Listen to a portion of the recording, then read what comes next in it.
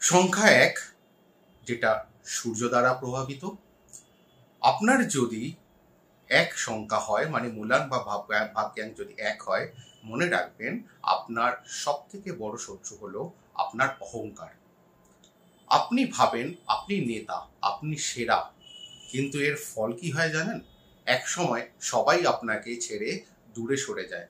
বন্ধু, সঙ্গী, পরিবার কেউ আপনার সঙ্গে সুসম্পর্ক রাখতে পারে না। আপনি হয়তো সফল হচ্ছেন, কিন্তু ভেতরে ভেতরে একা হয়ে যাচ্ছেন।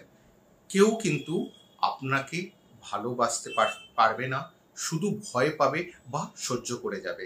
আর এটাই হলো সূর্যের নেগেটিভ দিক। আপনাকে শীর্ষে তুলবে, কিন্তু একা ফেলে রাখবে। আপনার যদি ভাগ্যাঙ্ক বা মূলাঙ্ক 2 হয়, তাহলে আপনার মধ্যে চাঁদের ছায়া রয়েছে।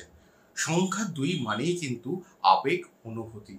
কিন্তু সেই আবেগই আপনার সবথেকে বড় শত্রু হয়ে যেতে পারে।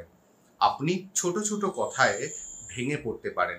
মানুষ আপনাকে ব্যবহার করবে, প্রতারণাও করতে পারে, আর সব শেষে আপনাকে ফেলেও দিতে পারে।